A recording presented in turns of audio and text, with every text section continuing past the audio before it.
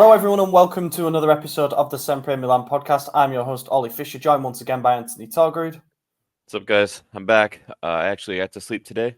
It's a holiday, so I'm not in the office. I'm at home. It's still 8 a.m., but that's a lot better than the 6 a.m. start times we normally have. So, yeah, happy to be here. Yeah, got a bit of a lay-in due to the fact that I am on CEST. I'm an hour ahead of normal UK time because I am currently in Darmstadt, which is, for those who are not familiar, it's like about 20 minutes outside of Frankfurt, which is obviously a big city, big hub.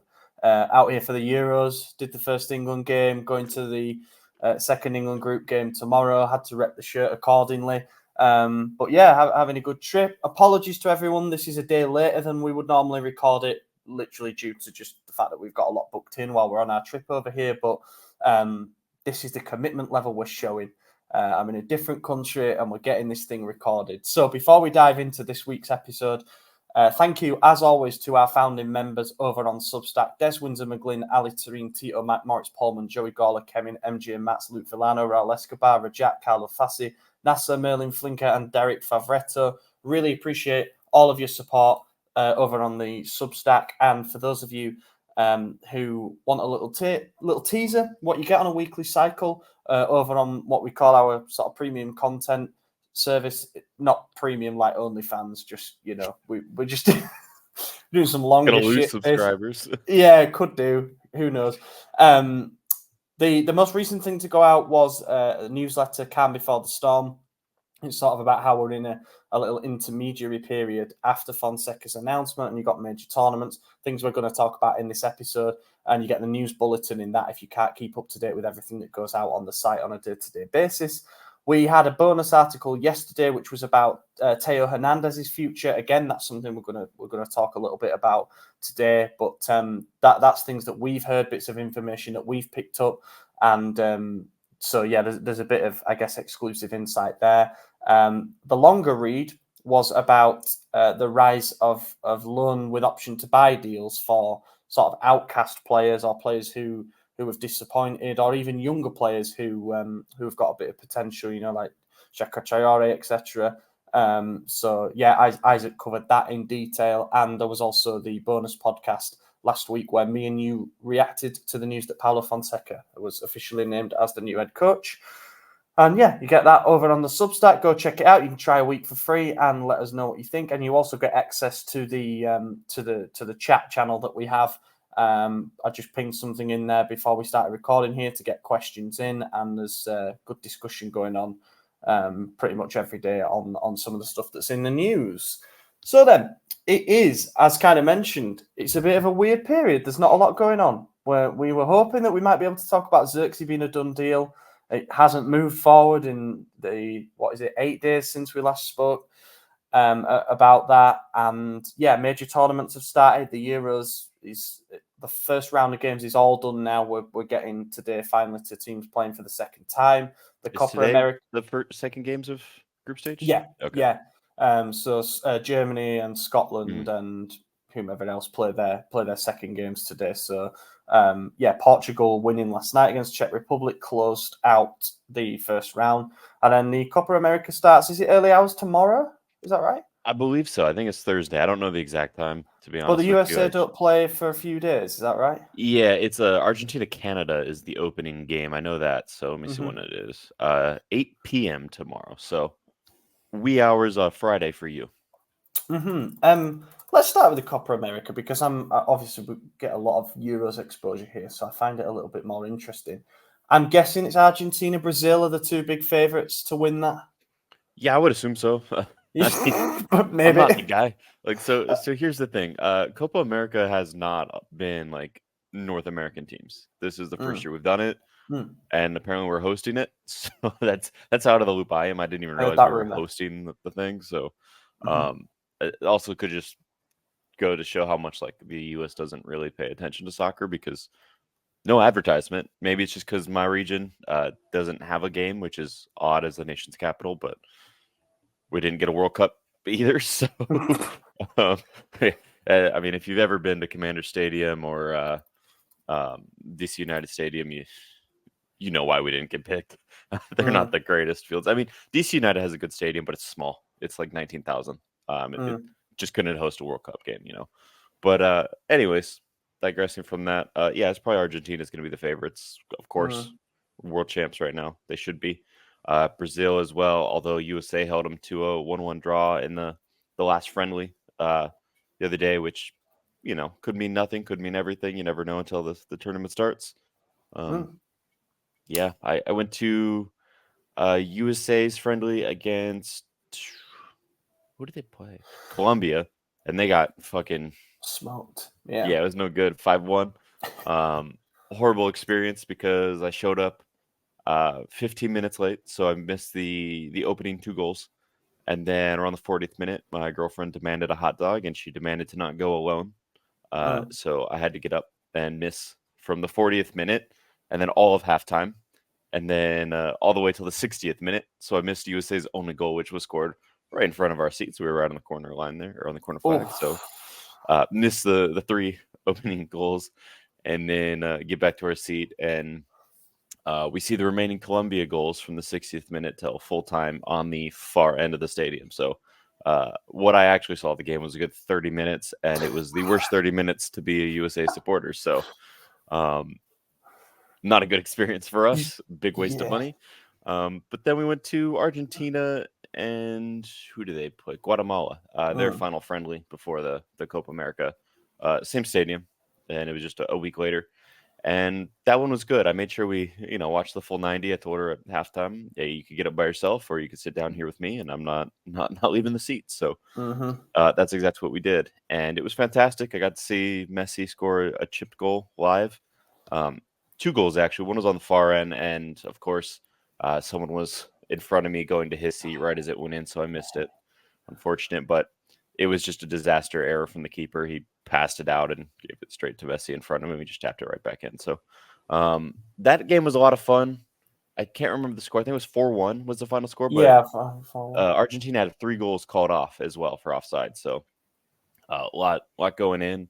I saw the rarest thing in football, a Lautaro penalty goal. Normally he misses those. So it was unfortunate. I had to see the stupid celebration right in front of me, and I was like, God damn it. And I'd make sure, I was like, don't celebrate this one. We don't cheer for this. I'd have booed. I'd have thrown some of that in. I'd have grabbed the glizzy from her hands and just fucking pinged it at him. You probably get some good carry on that. Good. Yeah. Oh, I did a pitch invader. He, of course, tried to get a picture with Messi, and if you've seen the videos of Messi's bodyguard, there was no picture. No. I was big and quick. He ran out there and grabbed this dude by the neck and just yoinked him out. I was like, okay, he's gone. It's the speed for me. Like, he's a big guy and he can move. He could be like a linebacker or something. What? That was weird. What happened there? Did you see the lights just get dark? Yeah. It must have been a little surge or something from the grid. The lights are still on. They just they're like, I mean, not to blind you guys, you can't tell it all, but they're like half brightness now. I don't know what just happened. That was really weird. Maybe they're just old bulbs. Speaking of mishaps, we where we're staying last night, we got back to the apartment in Darmstadt at around about 8 p.m. and we had stuff to cook here because we can't eat out every night. You know, we need to save a little bit of money. So we arrive and all we can hear in our complex is alarms going off. And the alarms are going off while there's like a race being run around the city centre. So it's very bizarre. We're approaching our apartment thinking, oh, the sirens are for the runners. And then it becomes apparent when the restaurant that's at the bottom of the complex is being evacuated that this is slightly problematic. And you can smell a little bit of burning. And we're thinking, fucking hell, like we're in shit here. We're not getting in for a long time. And the fire crew actually showed up. They had like a small van and then the big one, and they all come running out with a big battering ram. No hose pipes, but the ram thing, and they're getting into the doors, and everybody's out of the complex at this point. We're all looking like, you know, this isn't good. Which one of you was it? Who did it? You know, everyone's looking at each other thinking, yeah, he could probably burn his apartment if it came to it. We eventually made it back in 30 minutes later. We could smell burnt toast throughout the entire staircase, which is what I presume it was. But just for a brief second there, thought we've booked an apartment somewhere and the thing's going to burn down. that's hopefully the only mishap that we have on the trip, but who knows? My pick for Copa America is Uruguay. Oh, okay. Don't know why, I just got a feeling. I hope they don't win it because they've got an ex-Leeds manager in charge, Bielsa. But Well, they're also in USA's group, so I hope they don't win it either.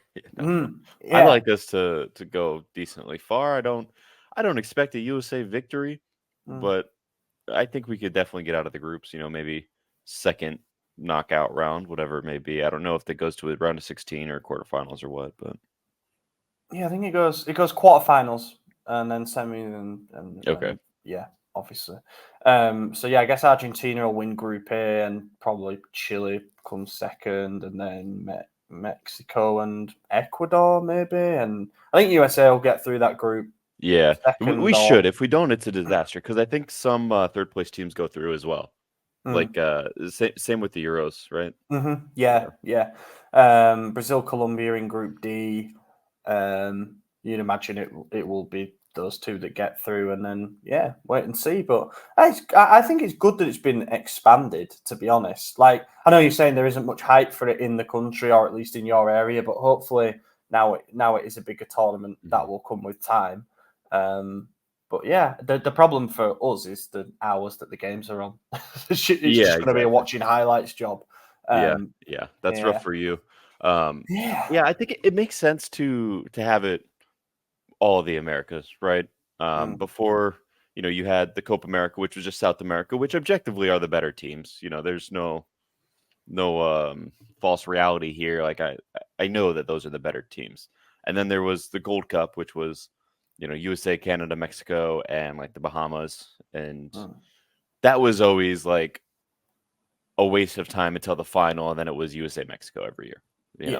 Yeah. And so far, USA's won it like 3 years in a row. So that was pretty stale as well. Like that was a game, or not even a game, a competition that you didn't watch until the final, and you just kind of knew it was going to happen. So it'll be nice for USA to be challenged a bit more because, like, let's be real, it's not happening with the local teams, and that's not how you grow. We're never gonna compete in a World Cup if our only competition is Mexico and Canada every year. They got to face someone else. So it'll be nice to go against a big team, and even if they take a thrashing, a 7-1 loss to Argentina or something like that, like in a way that'll help. So we'll watch it. I'll see what happens, and then I think the crowds will be good as well. I can imagine there being some big crowds. I was just looking at some of the host stadiums. There's one in Orlando that's 25,000. There's where I presume Sporting KC play, which is 18,000. There's one in Austin, which is 20,000. So I'm guessing that those will be used for like some of the lesser games. But apart from that, they're huge. They're all over 70,000. I guess it's the NFL stadiums and whatnot. Yeah. I didn't realize any of the MLS stadiums were being used. That's interesting. Yeah, I mean, you got games in there like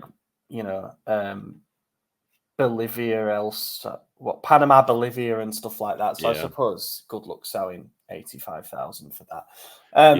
That's another thing that's interesting because the USA is obviously not a big footballing nation, and we have a lot of South American immigration in the US. So there's a lot of Spanish speakers, and as a consequence, every home game for the USA that I've been to has felt like an away day because you're just surrounded by the other team, no matter who it is. Like when I went to the Colombia game, I sat in the USA supporter section, and I was outnumbered like massively, probably 8-1. It was an insane ratio, and it's like we're literally in the nation's capital, and we're not even feeling like the home team. Like if not here, then where? Yeah. It's definitely an interesting dynamic, which I think also helps the USA because when you go into enemy territory, so to speak, like you have that extra added pressure on you, and if that's every single game, then there's no pressure. So yeah, USA to win it this year. Then there you go. That's what I'm gathering. It's coming home, man. This can be the segue into the Euros, which we'll briefly touch on. One thing that's amazed me about Germany, and I think it's because of its position in Europe, like it is sort of smack bang in the middle, and I think every other country, relatively speaking, has a big population here already. Like there's a huge Turkish community here, and then obviously huge numbers of Eastern Europeans and stuff that live here. But also it's easy to travel to. There's flights to everywhere and stuff like that. So if you've seen some of the pictures from the crowds, like Netherlands absolutely took over one half of the stadium. They were all in orange. It looked amazing. Turkey and Georgia fans were fighting like hell yesterday, which was kind of crazy. But yeah, again, just a ridiculous atmosphere. Obviously, England always travel well in numbers. Scotland have apparently brought like 5% of their population over here for this. Wow. It's ridiculous, and it is like genuinely a good atmosphere, and it's all very friendly. At least from what I've seen, I'm aware that there has been some trouble in and around, but I do think that that it's the perfect country to have a tournament like this because, well, there were some problems with the England game in terms of people getting to and from the stadium, like big delays with the trams and things like that. But generally speaking, I think infrastructure-wise, it's a pretty solid country to have it. It's definitely. Germany's built very well. Yes, and in terms of Milan players and those who are participating, we've got 8 that are there. And the first to play was Noah Okafor. He came off the bench in Switzerland's 3-1 win against Hungary. So winning start for him. They're second in that group on goal difference to Germany. They play Germany in the final game. So if they were to get the win against Scotland tonight, which I believe they should do, Switzerland, then they're in a great position to qualify there. We've no Italians in the team, which people have been very vocal about. But that means we can completely skip that group. Then I suppose technically, we've got Simon Kjær, but he's going to be out of contract, so it doesn't really count. But yeah, Denmark are in England's group. They drew 1-1 with Slovenia in their first game. Serbia played England. We won 1-0. Bellingham scored the winner. Jovic came off the bench, and he didn't do an awful lot, but Serbia had us under pressure a little bit towards the end. Reinders got the start for Netherlands. They beat Poland 2-1. And Reinders is basically now the leader of that midfield because they've had Koopmeiners go home with injury and De Jong go home with injury. So he's got a pretty big role there for the Netherlands now. And I think they'll get through that group. I think they'll be fine. But they play France in their next game, to the Netherlands. So that'll be their first big test. And yeah, also in that group, therefore, France, they won 1-0 against Austria. They looked pretty shaky. It took an own goal for them to do it, but clean sheet for Mike, who made a good save. Theo had a good performance. He was pretty lively. So yeah, they started with a win, and they're probably one of the favourites to win it, to be fair, along with Portugal, who won in the last minute last night against the Czech Republic. Conceição scored the winning goal in the 92nd minute, and his dad was there in the crowd. Mad, really. Could have been a great story. Is that the same Conceição? Yeah, it's Sergio's son. Shoot. Yeah. Wow, I didn't know that. Yeah, and Leao had an interesting, I haven't seen a performance divide fans like that, in the entire tournament, at least when it comes to Milan players, as Leao's did last night. He started in a front two with Ronaldo, and it just didn't seem to really work that well, to be honest. He was given a bit of license to roam out to the left. He got on the ball a few times, then he kind of drifted out of the game, and Martinez took him off on 62 minutes after they'd just gone a goal down. He got booked for diving at one point as well, and that seemed pretty harsh to me because there was contact. It wasn't like he completely faked it. However, was there enough for him to go throwing himself into the box? Maybe not. But yeah, so a bit of a mixed start overall. And who do I think is going to win it? I don't know. France. Can't see past France, really. They've just got so much depth. And Mbappe has smashed his nose to pieces. I saw that. Yeah. Yeah, that was pretty nasty, actually. The France shirt is white with sort of pinstripes down it, and this entire area of his shirt was just crimson. His nose was proper splattered.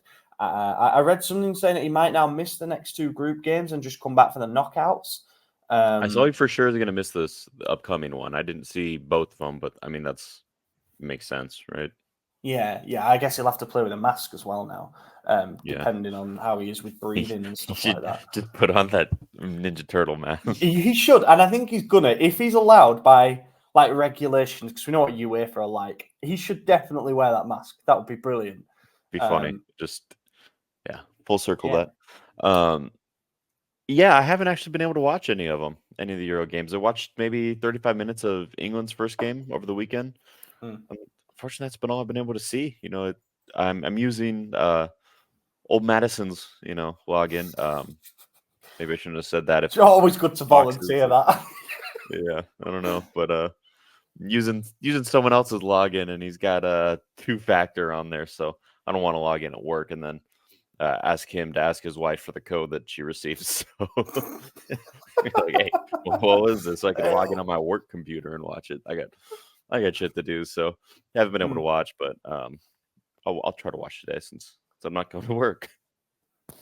Yeah. What is the federal holiday today? So today is Juneteenth. It's commemorating the day that we abolished slavery. So it's been a holiday since like 1866 or something like that. I could be a few years off there, so I apologize.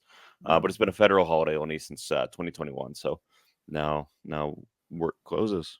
Yeah, good to have a midweek day off as well. Really it's nice. Breaks it up. Yeah, do you know the only English channel that we've got on the TV that's behind me there, you can't really see it, is CNN, and it's not bad coverage, but the amount that they're hyping up this Trump v Biden debate is incredible. Like every 5 minutes they're mentioning, by the way, we're showing this debate, and it's like the one that everyone's been waiting for. Yeah, it'll be interesting because if never mind. We don't need to get into political commentary here. But let's not go down the politics route. Yeah. Anyway, notes happened on the transfer from. We've got a manager now, I suppose, which is helpful. But I guess we should talk about that, right? Yeah. I mean, obviously, the bonus podcast is there for a bit of a deeper insight, and we're still waiting for him to do his first press conference and whatnot. We don't even know if he's in the country, but I presume he's signed his contract and everything. Honestly, like, where is the guy? He may or may not be real. But yeah, Paulo Fonseca was announced as the new head coach. We did break it down on the bonus pod, but we can state our reactions once again. Give me 2 words on Paulo Fonseca. Your opinion. 2 words. 2 words. Short. More and hair. I'm going. Good guy. Good guy. Top man. Yeah, top fella. Top fella. Top big bloke. G. 2 words is tough if I don't take ones out. I think platform builder is mine. But by that I mean build on what we've already got, kind of thing. Yeah. Without completely overhauling the platform. Exactly. That we've got. I'm not as. Look, it isn't a sexy appointment in the way that maybe Thiago Motta was more spoken about in Italy. De Zirkzee obviously is. There's a lot of top coaches who praise him, and there might have been a bit of romance to him coming back. It doesn't really tick the storylines box in that sense, but I do quite like that we've gone with somebody that we've been tracking for a while now, and we think he's a logical fit because he ticks the most boxes out of what we're looking for, rather than going for something to appease the fans. And that does include Antonio Conte, I thought Zlatan did a pretty good job justifying it, and now we just got to get behind him. Like, that's one of the things we spoke about. If you're a fan and you're writing him off already before a ball's even been kicked, then that's not going to help anybody. Yeah. We all want the same thing, and that's for the club to be successful. And for the club to be successful, that means Fonseca has to be successful. So why would you root against the guy? That doesn't make any sense. I agree. But yeah, I think it actually was a pretty smart appointment in terms of the project that we already have ongoing, and like you said, the foundation that Pioli's already built. The style of play is similar enough that the players aren't going to take 6 months to adapt to it. It's not like going from Giampaolo's system to Pioli's that took time. It's going to be more of like, okay, we're playing the same but with a few tweaks. And we went into deep dive on it on the bonus podcast, but to put it very simply, Pioli played wingers out wide, and he brought the right back into the defense in attack to make a 3-man back line. How Fonseca is going to do it is he's going to make a defensive midfielder drop back and make that third center back in offense. The wingers are going to stay inside more direct towards goal, and the fullbacks are going to go up, and we're going to have that 5-number attack. So That's going to be the main shift, and it's not a whole lot. And I think it actually suits our players a bit better. It's going to force Leao to be more direct, more focused on his shooting. It's really going to benefit Pulisic, who already does that. It's going to help him more. He's going to have that extra coverage with Calabria for now, but whomever we sign it right back to be forward, it's going to help with that. It actually makes sense now with the right backs we've been linked to, because they are more attacking minded. I know there's a lot of people in the comments who are wanting a lot more defensive minded, and I'm not against that whatsoever. But for Fonseca's system, it does make sense to get a more attacking minded fullback. So I think we're going to see that. I think we're going to see Theo do a lot better with his freedom. It's going to be a lot more like his Scudetto winning season with us, as opposed to this most recent season where he was kind of forced to sit back a lot more. And I think it was his first season actually where we didn't see Theo score a coast to coast goal. Correct? I don't know. Did he do one last year? No, I think that's correct. I think that's right. So maybe we'll see a few of those come back. Yeah, hopefully so, and hopefully he stays. We will come on to the comments that he made because we got some questions about it. But yeah, everything you just said, I'm not going to repeat. But I think majority of fans are on the same page about the kind of pieces that we need to give this the best chance of succeeding. Obviously, we need a new striker no matter what. Giroud's left. Jovic can't be the starter. And it sounds a bit more like Jovic is going to stay now. Yeah, I thought he renewed. Did he not? Or we didn't announce that? It was just like reporters said it? It's reported that it's all been agreed and stuff like that. But there has been some conflict on that front, sources saying different things about him. But it looks like he's going to hang around. Still need a new starting number 9. I think we're all okay on the wingers front. We've got a plethora of box-to-box midfielders. So probably a deeper line midfielder is what we need. Someone to shield the defence and as you mentioned, kind of build from the back. A right back who is more attacking is something that Fonseca has apparently asked for. So if a coach has asked for that, you should probably do that. He's saying it's key to the way that he wants to play for the reasons that you mentioned. And I think we just need another centre back generally because of how bad the defensive record was last season. We let him 49 goals in the league in 38 games, which is way too many. And we've lost Simon Kier, who wasn't necessarily like a massive contributor towards the end of his time with us. But I think if we bring in another player who can push for a starting spot, then we're going to be in much better shape. Yeah, I agree. I think we should look for maybe a speedier center back, someone who could help win. Because in our current system, if Tomori gets beat, no one's getting there, Teo's probably already up in the opponent's box. He's got a long run. He might get there, he might not. If he wants to run, you never know if he's even going to. Chao's definitely not fast enough to cover, so I don't think that'll happen. Calabria, same. Maybe Kalulu could actually become the starting center back again. Maybe he becomes that starting right back. That's what we always said he was probably better suited for anyway. So it'll be interesting to see what happens. I would like us to go for a guy like Frimpong. Obviously, we haven't even been linked, and he's going to be very expensive. But I think that's the perfect right back for this system. I don't know who else to get though. I mean, Zirkzee should be a done deal. We have this weird issue with the commissions, which I still can't wrap my brain around it because in American sports, agents take just a percentage of the player's salary. So why are they? It doesn't even add up. Like, what is the agent getting a commission for in this deal, and why does he negotiate his own? I'd understand it if he offered him to us and talked Bologna down in a price and worked out a deal for us with Zirkzee, but all we did was say, hey, we're going to activate this release clause. Agent had nothing to do with that. We just said, yes, we're doing it. We agreed a price with the player. So that should be the only thing needed. That's a done deal. And now this agent gets to say, I'm not going to let him sign until you give me 15 million, which for those people paying attention, Bayern have a 40% resale on this deal anyways. So Bayern's going to get like 25 mil out of this. Or I'm sorry, 15, a little, just 15, around something like that. Yeah.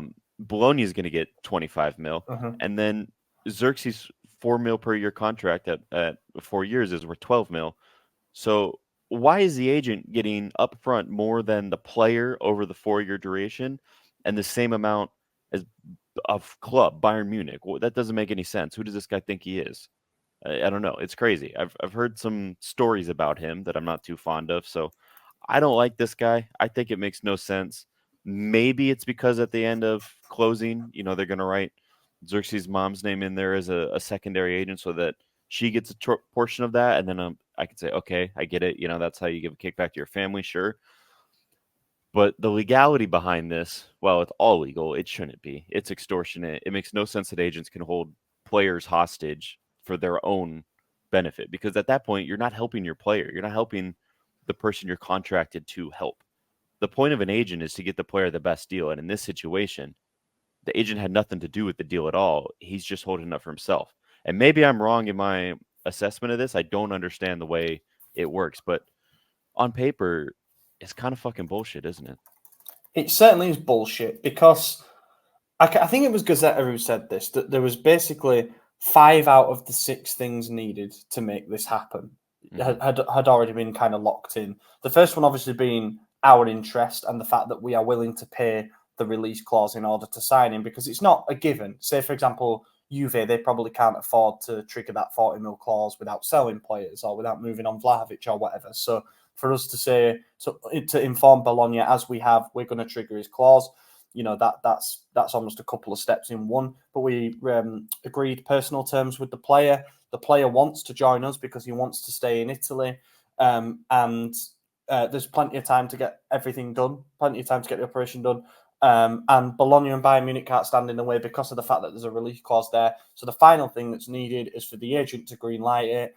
And I don't agree with this. I agree with you. It's total bollocks. But the only thing that I can sort of think of, if I'm trying to put myself in his shoes, is, and this actually comes back to reflect badly on him, does he think that 40 mil is too low, and therefore he's trying to make whatever club he goes for pay more of a like a fair market value? Because I think 40 mil in the current market, and I know people are going to point at his goal scoring record and say he's not an elite scorer, therefore he shouldn't go for an astronomical fee, and I kind of get that. But with a striker, with a young striker, with potential, and with the way that the striker market is now, in particular, you look at Højlund going for 70 mil to Man United after basically half a good season. That the numbers are all over the place. Premier League clubs can pay massive fees and stuff. I think that Kia is looking at it thinking 40 mil is a bit of a bargain for whoever gets him. And I don't think there's many Milan fans who have looked at it and said 40 mil, we're massively overpaying there. We're thinking, yeah, okay, we'd be happy with that. It's an investment, but it's a calculated gamble. And I think he's coming in and saying, no, you're paying over 50 mil if you want this guy, and I'm going to pocket the difference. Now, the reason that it reflects badly on him is because he's the cunt who agreed to put the clause in there in the first place when the deal was negotiated between Bayern and Bologna. You didn't back your client enough to demand that a higher release clause be put in. Yeah. And I do agree he's worth probably 55. I think that is a fair, and that's why it is a bargain why we're going for this.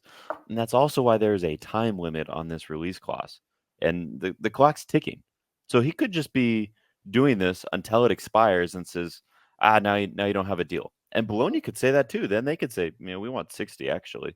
And a Premier League club will pay that, And I don't see Kia holding out for this extortion amount of commissions from another team. I think they'll be able to pay it too. Premier League doesn't care. They'll say, okay, yeah, sure, 15 mil, that's normal.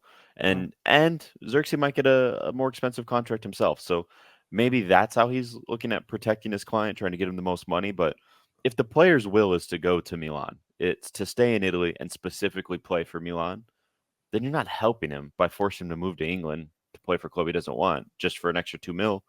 Unless he's saying, I need this extra money, which he obviously isn't because he agreed to the personal terms. I don't know. It doesn't seem right to me. So I unfortunately think we are going to have to fork up these commissions here because he has us by the balls. I don't know when the clause expires. I think it's the end of the month, correct? I think July 1st it's over. There's a bit of conflicting stuff on when the clause is, but the most reported version is actually that it comes in on July 1st. That's what I thought, because that would be the beginning of next season, technically. Yeah.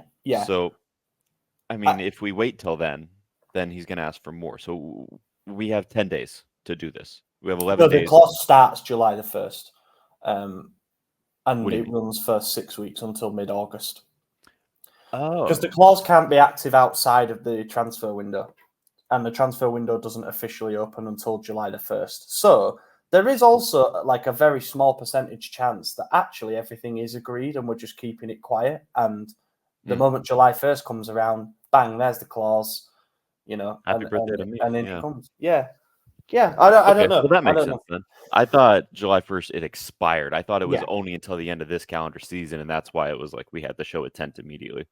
So, okay, well, maybe that's better then. I don't know. It'll be interesting to see what happens. I really don't know how it's going to end up. I thought it was a done deal, and then I started feeling not good about it. Yeah, everything seemed to move so quickly, didn't it? It was like, we're going to pay the clause. He wants to join. Personal terms agreed. And then bang, we hit that final hurdle. And Yeah. And then he got called up too, so.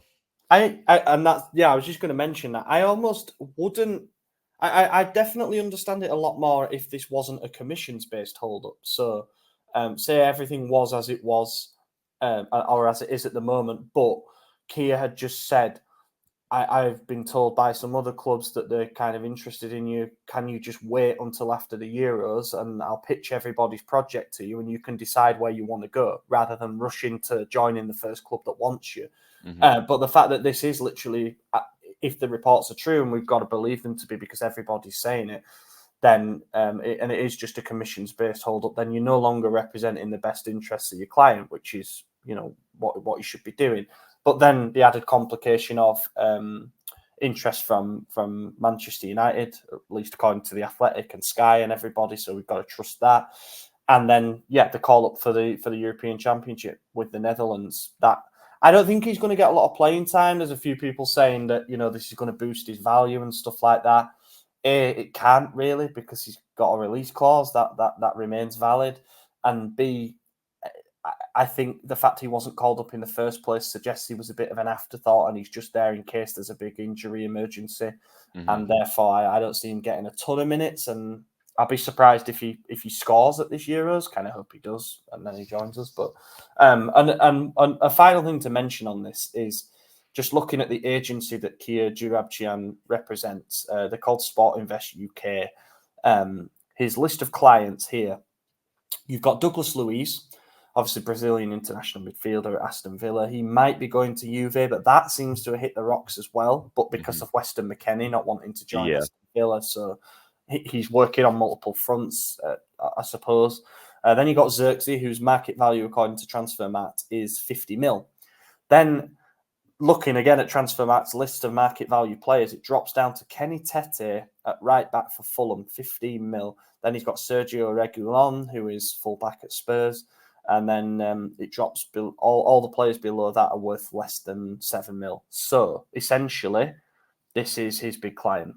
Or at least this is the client that's going to get the big move for him this summer. And is he sent, like Kessie's agent, is he sent in an opportunity to make a quick few quid on the side, and then there's not as much pressure on getting other clients' moves and things like that.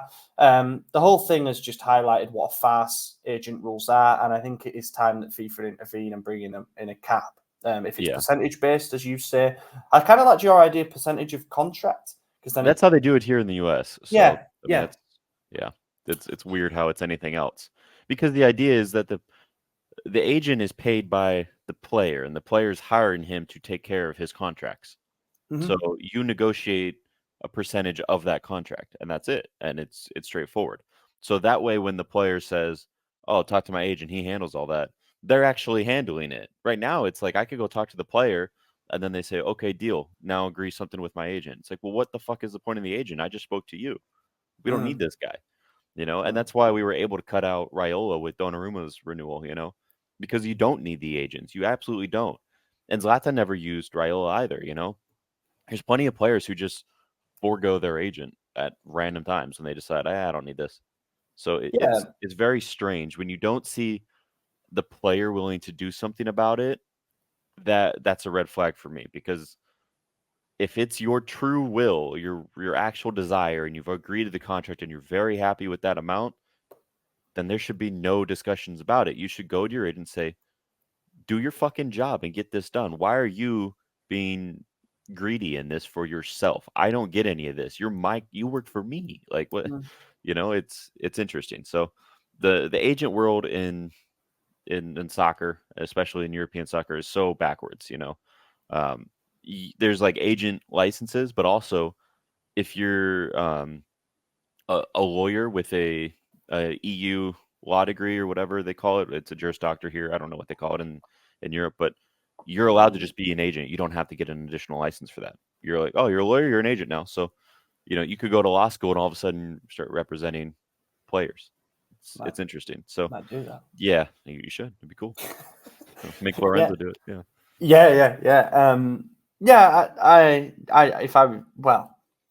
This is where it sort of feeds into my suspicions that that side, as you mentioned, Zirkzee, like if he only wants us, it could have potentially been wrapped up by now. Is he also waiting to see what comes up in terms of like, what if Man United come along and say, we'll double your money? And then you've got a decision to make. I think if everybody was getting 8 times what they currently earn, they'd certainly contemplate a move somewhere, even if it is choosing between Milan and rainy Manchester. But also, if it is the move that he really wants to join us, to follow in the footsteps kind of his idol Zlatan and stuff like that, you just say, fuck off, I'll find another agent. Like, I'll find an agent who will get this done for me. Yeah. And that has happened before, Yeah, we've seen it quite a few times. Yeah. Yeah. And the info that we have, and this is going to be going out on, it'll be out on the Substack by the time this goes out, I would imagine, is that Joshua Zirkzee's 18-year-old brother, Jordan Zirkzee, has now entered the negotiation. So we might have to potentially sign him. Been there, done that. We did it with Donnarumma too. Like, we've done that with so many players. It's crazy. We had all 3 of the Aubameyangs, Yeah. We've done that so Kaka many with times. Digal, and God, yeah, it's happened before. Like, but I will say one thing about this Jordan Zirkzee. He's 18 years old. He plays for Leverkusen's under-19s. He got 6 goals, 3 assists in 21 appearances last season. He's actually meant to be pretty good. So, for the under-23 team, I don't want to be bent over a barrel, but at least it's not signing someone's 30-year-old older brother just to parade him around. Yeah, like, to at be least your there would be backup. At least there's be a talent involved here, and we can say, okay, a bit of resale value for him down the line or whatever. There might be something in it, but that's the info that we've received. The only thing we don't know, seeking clarifications on this, is which side it came from. Was it Kia? Is he a Kia client who threw him in there and said, well, what about if you get this guy as well? Or if it was our side, Milan's side, who said, well, what about if you throw him into the deal? Then we'll think about the commissions. But sure, that will become clearer. But just a little update. Final thing to talk about, I think, and we got questions about this from various people. So apologies, I'm not going to read the list of names. But Theo Hernandez's comments at the Euros. He did a press conference before France's first game against Austria, and he got asked about his future at club level. And he said that he's only focused on the European Championship. Fair enough. Good first part to the answer. And then he said, if we'll see it, we'll wait and see if I stay at Milan. So that's made people collectively lose their shit, as you kind of expect. How do you see that? It's never a good thing to see, one of your star players say that. Like, if you want to stay, you just say, nah, I'm happy here. I'm staying. I'm going to be the captain next season. Like, I'm good. Now, we do know Bayern really wants him. PSG were interested. Real Madrid are interested. He's got suitors that can pay 100 mil or whatever it is that we have set for him. And if that happens, I don't see us saying no to the move. So I think it's more so him looking at it that way, because I think he also knows that I could attract these fees and Milan's going to say yes to a fee, a 9-figure fee. Of course they're saying yes to that. Like, why? They'd be crazy not to. So I could see it being that way. I could also see it being like a way to trigger a renewal. Maybe he just wants more money as well. He's been here a while. He's one of our top players. Do I think he deserves one in this moment? Probably not. I think last season was one of his worst with us. So I don't know if I'd give him a renewal right now, but I do think he'll stay in the long run. I don't see him going anywhere. If Alphonso Davies goes to Real Madrid, I just don't see Bayern being able to. I don't see them being willing to pay 100 mil for Theo. I could see them going for I'm blanking his name entirely. The Leverkusen left back. Grimaldo. Yeah, Grimaldo. Yeah, I could yeah. see them just nabbing him for 40, 50, 60 and calling it a day. And I think he'll do just fine there, So I think when it comes to fullbacks, they might actually get Cancelo's right back. When it comes to fullbacks, they can pull such high prices because there's such few number of truly elite world-class fullbacks. The problem is it such a critical position that a club's willing to pay, record values for? It's why you don't see any goalkeepers going for 100 mil either. You can get a new one. You don't have to have a world-class left back to have a world-class defense.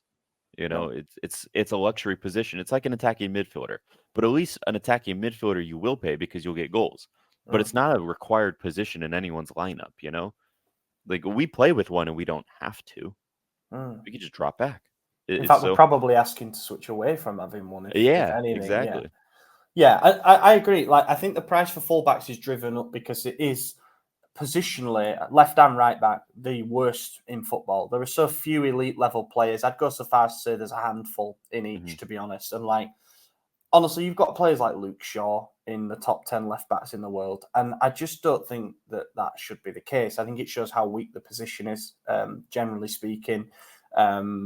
There's been a decline in certain players who were elite, like Cancelo, who you mentioned before there. The ones who are coming up, you've got Frimpong and Grimaldo, who do play predominantly as wing backs. I think there's more of a push towards wing backs, which is why I'd never really truly compared DiMarco and Theo, because DiMarco doesn't have to do as much defensively.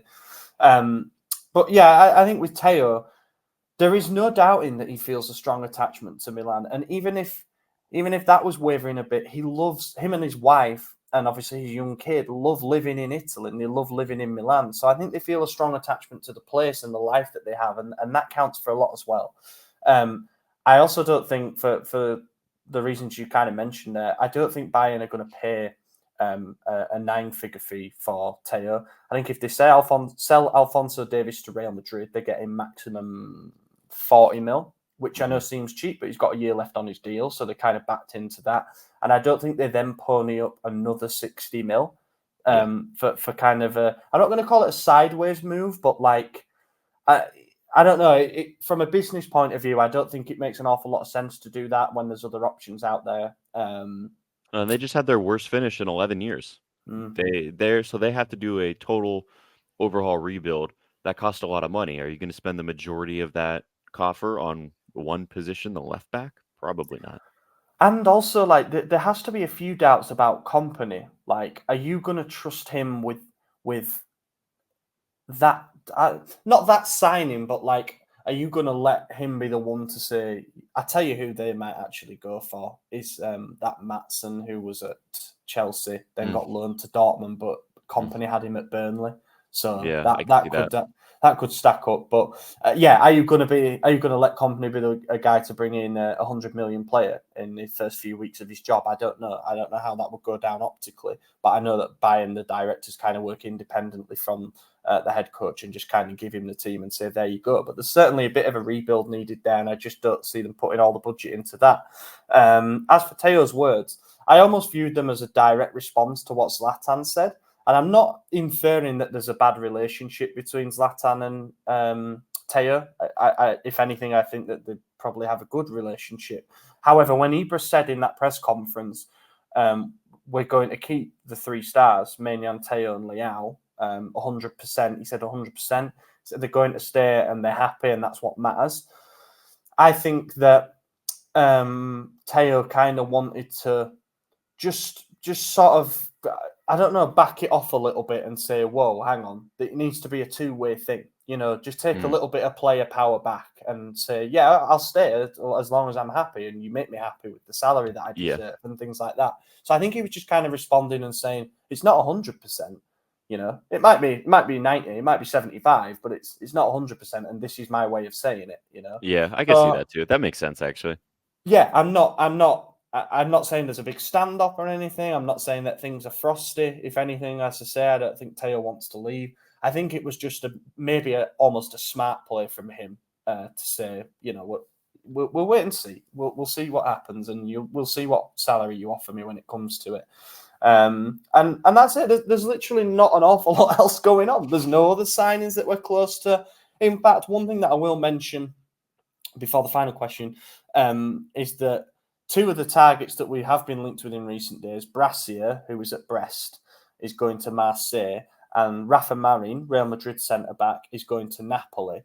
Do you have a little bit of a worry that because we're going all in for the number 9 now at this point, and we don't seem to be really doing, like, we need to get that piece in before we look at the others, do you think we might miss out on some targets because we're so like tunnel visioned on the striker? No, I don't think we are tunnel visioned on the striker, actually. I think that's just what they know fans and reporters like to look at is the glory position, the striker. So all the information they're giving is, yeah, we're locking up Zirkzee, we're doing this. So then Fabrizio's like, Milan, Zirkzee, Di Marzio, Milan, Zirkzee, fans, Milan, Zirkzee. And then in the background, you said an interesting thing. Rafa Marin's going to Napoli. Who did Napoli just spend 4 weeks courting and failed to do so? Buongiorno. Yeah. Well, Who where's were we he linked with going? first? Yeah, Exactly. Now there's no talk about Buongiorno, and the most heavily linked club all of a sudden found an alternative. Pick someone else.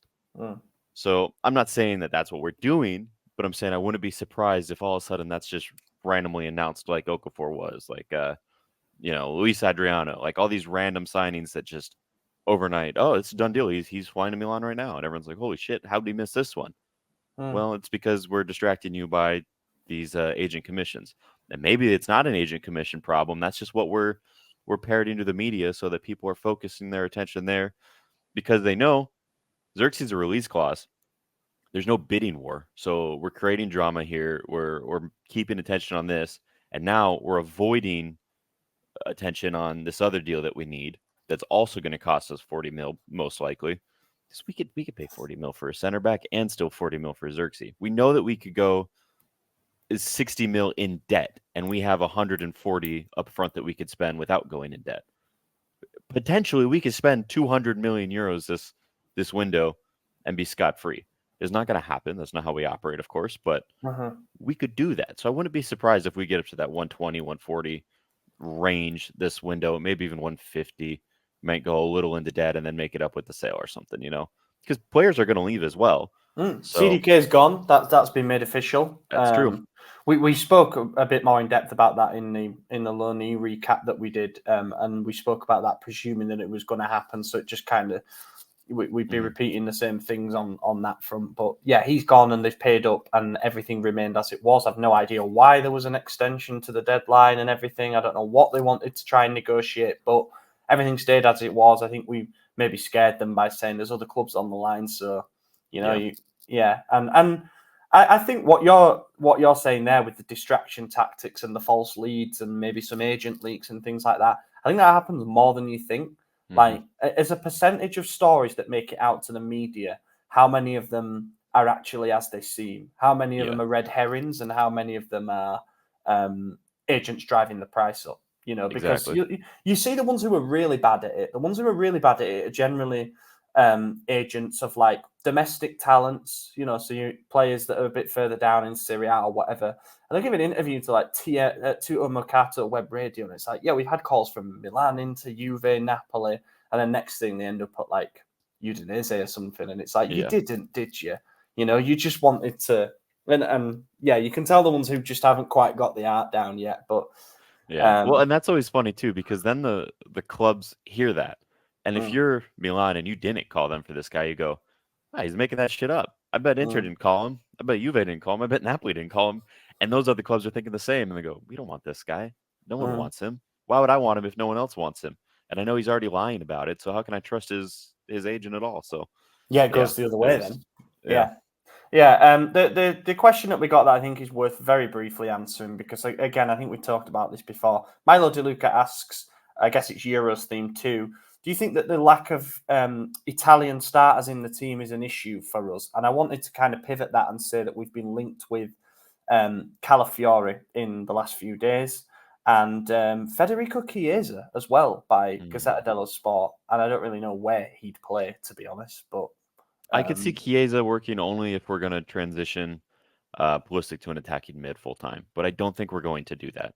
I think Pulisic's going to stay right wing, and we're going to get a defensive mid, because if we do get Zirkzee, he's going to kind of hold that 10 and 9 position at the same time.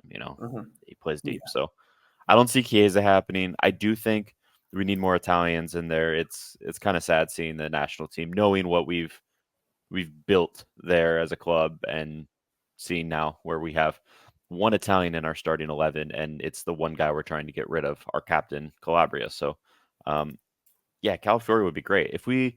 What if we sell Tomori? I know Newcastle was interested. Sell Tomori for a shit ton of money. Get Calafiori and Buongiorno. Boom, boom. Now we have Italy's starting center back duo for the next decade, and then we're back.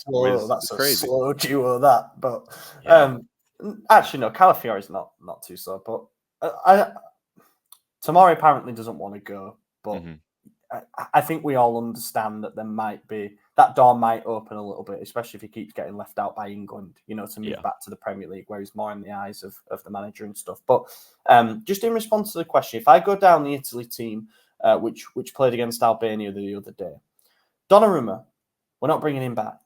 Di Lorenzo, aging right back that we probably don't need. Bastoni, we're not signing him from Inter. Calafiori, yes, I think he would be a good addition, left-sided centre-back who can also play left-back. Di Marco, we're not signing him. Fratese, we're not signing him. Jorginho, I would also like, but we're not signing him. He's also getting old. Yeah, he's getting older. I think he could do a job for a couple of years as a deeper line player, and he's a winner. He tends to do well anywhere he goes. We're not signing Barella. We're not signing Scamacca. I don't think that's a realistic summer target. We're not signing Pellegrini. We're not signing Chiesa unless something very strange happens. Probably a sale involved in there. Even looking down the bench, Damian, Cristante, Retegui, Cambiasso, Gatti, Raspadori, Vicario, Bellanova, Gianluca Mancini, Zaccagni, El Shaarawy.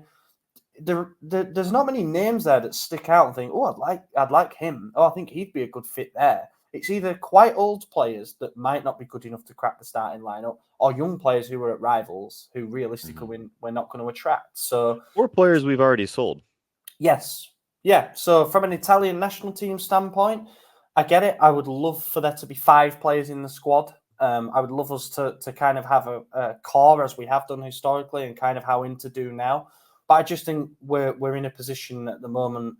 And don't forget where a lot of our core have come from. We've brought them in from abroad because we found value in their signings.